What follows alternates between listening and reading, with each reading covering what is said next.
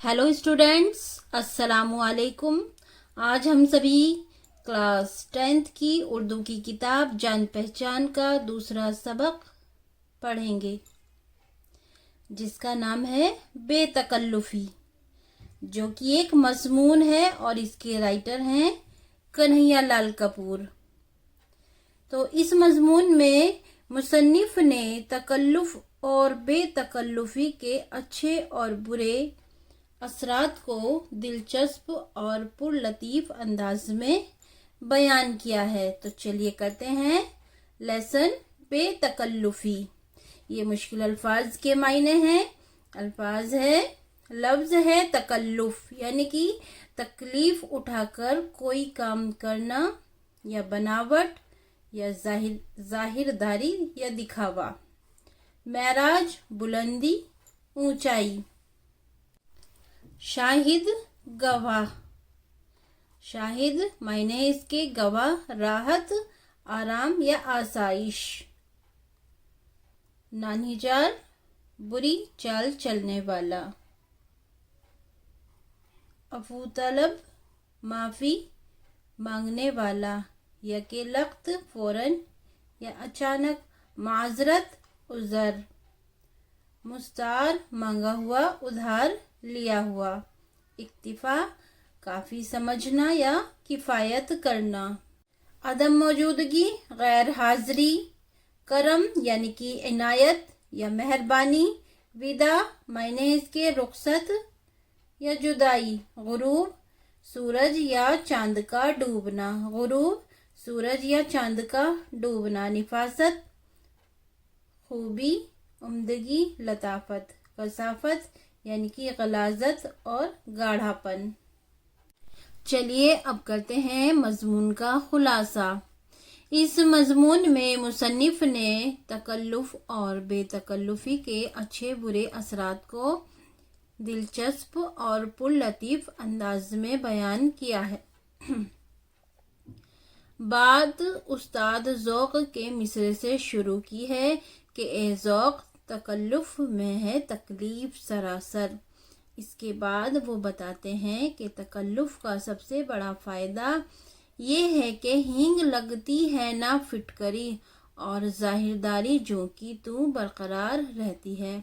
मसलन यानी कि जैसे कोई साहब आपके घर आए और आपने उनकी खातिर तवाज़े के लिए यूं ही पूछ लिया कि आप क्या नोश फरमाएंगे, यानी कि आप क्या खाएंगे, और उन्होंने जवाबन कह दिया, यानी कि उन्होंने जवाब में कह दिया कि आप तकल्लुफ़ मत कीजिए।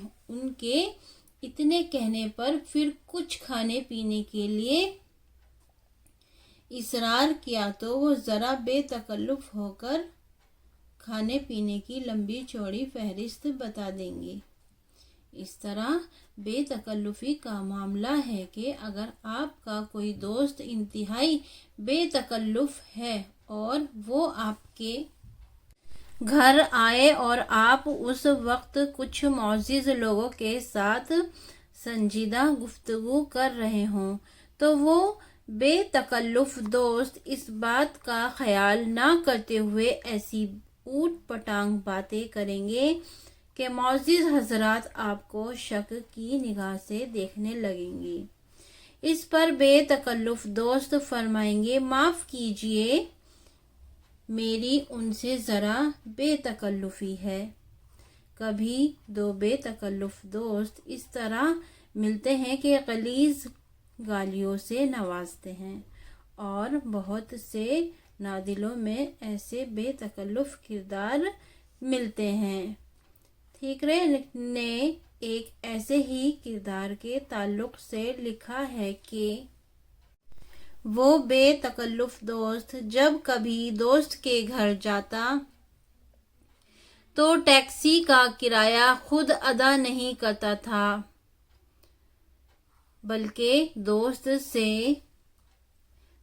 से लेकर टैक्सी ड्राइवर को देता, और घर से जाते वक्त कमीज़, सूट, टाई वगैरह ये कहकर ले जाता कि चंद दिन بعد واپس کر دوں گا۔ اس کے بعد مصنف نے بے تکلف دوست سے پہنچنے والی تکلیفوں اور نقصانات کا ذکر کرتے ہوئے بتایا ہے، یعنی کہ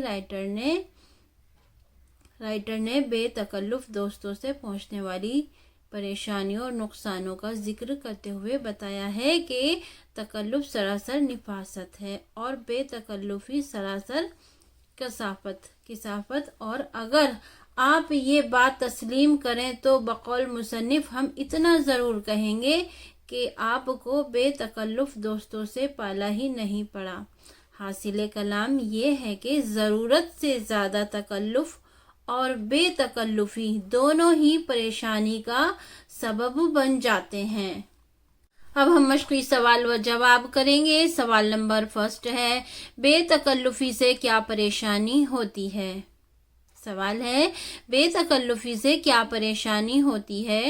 جواب، بے تکلفی سے بڑی پریشانی یہ ہوتی ہے کہ بے تکلف وقت بے وقت ایسی حرکتیں کرتے ہیں جن سے دوسروں کے سامنے شرمندہ ہونا پڑتا ہے اور دوسرے لوگ یہ سمجھتے ہیں کہ یہ صاحب بھی اسی طرح بیہودہ بدتمیز ہوں گے، جب ہی تو یہ بلا کسی جھجک یہ گفتگو اور یہ حرکتیں ہو رہی ہیں۔ سوال نمبر 2 ہے، تھیکرے نے اپنے ایک کردار کی بے تکلفی کا ذکر کس طرح کیا ہے؟ سوال 2 ہے، تھیکرے نے اپنے ایک کردار کی بے تکلفی کا ذکر کس طرح کیا ہے؟ جواب، تھیکرے نے اپنے ایک کردار کے متعلق یہ بتایا ہے کہ جب بھی وہ اپنے ایک دوست کے پاس ٹھہرتے تو جاتے جاتے ان کی ایک قمیض ادھار لے جاتے کہ کچھ دن بعد واپس کر دیں گے۔ سوال نمبر 3 ہے، اے ذوق تکلف میں ہے تکلیف، سراسر اس مصرعے میں شاعر کیا کہنا چاہتا ہے؟ تو اس کا جواب ہے، اس مصرعے میں شاعر یہ کہنا چاہتا ہے کہ تکلف کرنے میں اکثر نقصان ہوتا ہے۔ تکلف کرنے میں اکثر نقصان ہوتا ہے۔ اس شعر کا دوسرا مصرعہ یہ ہے کہ آرام سے وہ ہیں جو تکلف نہیں کرتے، یعنی بے تکلفی کے ساتھ کھاتے پیتے ہیں، آمد و رفت میں بھی احتیاط نہیں کرتے، سرے راہ اس طرح لوگوں سے ملتے ہیں جیسے سبھی ان جیسے ہوں، کسی کے گھر جاتے ہیں تو وہاں بھی بے تکلفی کا مظاہرہ کرتے ہیں، ظاہر کہ ان لوگوں کو اس طرح کچھ کھانے سے آرام ملتا ہے، مگر دوسرے لوگ ان حرکتوں سے پریشان ہو جاتے ہیں۔ بے تکلفی ایک حد تک اچھی ہے، اسی طرح سراسر تکلف بھی بسا اوقات نقصان دہ ثابت ہوتا ہے۔ نیچے لکھے ہوئے محاوروں کو جملوں میں استعمال کیجیے۔ محاورے ہیں اور یہ جملے ہیں۔ ہینگ لگے نہ فٹکری، تو مشہور بات ہے کہ ہینگ لگے نہ فٹکری رنگ چوکھا۔ چھٹی کا دودھ یاد آنا، اکثر لوگ لڑائی جھگڑے میں کہتے ہیں کہ اتنا ماروں گا کہ چھٹی کا دودھ یاد آ جائے گا۔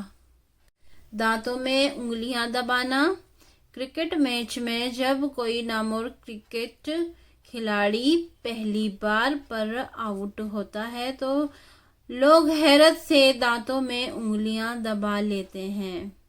نیچے لکھے ہوئے لفظوں سے واحد جمع بنائیے۔ واحد جمع، ہاتھ ہاتھوں، جوتی جوتیاں۔ فرض فرائض، سوال سوالات، جنگل جنگلات، منزل منازل۔ منزل کا پلورل ہوگا منازل۔ اب یہ ہے جمع کے واحد بنانا، یعنی کہ نشانات، یہ ایک پلورل ورڈ ہے تو اس کا ہمیں سنگولر بنانا ہے تو اس کا ہوگا نشان۔ اسی طرح ہے جمع کا الفاظ ٹوپیاں، تو اس کا سنگولر ورڈ ہوگا ٹوپی۔ احسانات، احسان۔ جوابات، جواب۔ درج ذیل جملوں کو درج ذیل جملوں کو غور سے پڑھیے۔ اکبر نے ایک کہانی پڑھی۔ حمید کھانا کھا رہا ہے۔ میں کل جے پور جاؤں گا۔ ان جملوں میں پڑھی، کھا رہا ہے اور جاؤں گا سے کام کرنے کا وقت معلوم ہوتا ہے۔ ان جملوں میں پڑھی، کھا رہا ہے اور جاؤں گا سے کام کرنے کا وقت معلوم ہوتا ہے۔ پہلے جملے میں کہانی پڑھنے کا کام گزرے ہوئے وقت میں ہوا۔ اس زمانے کو ماضی کہتے ہیں۔ اس زمانے کو ماضی کہتے ہیں۔ اس جملے میں کہانی پڑھنے کا کام گزرے ہوئے وقت میں یعنی کہ پاسٹ میں، تو اس زمانے کو ماضی کہتے ہیں۔ دوسرے جملے میں کھانے کا کام موجودہ وقت میں ہو رہا ہے۔ موجودہ وقت یعنی کہ جو پریزنٹ، جو ہم کر رہے ہیں، چل رہا ہے، تو اس زمانے کو حال کہتے ہیں، یعنی کہ زمانہ حال۔ تیسرے جملے میں جے پور جانے کا کام آنے والے وقت میں ہوگا۔ آنے والا وقت یعنی کہ فیوچر، یہ زمانہ مستقبل کہلائے گا۔ جو ہمارا فیوچر ہے، آنے والا وقت، وہ مستقبل کہلاتا ہے۔ امید کرتی ہوں آپ کو یہ لیسن اچھے سے سمجھ میں آیا ہوگا۔ السلام علیکم۔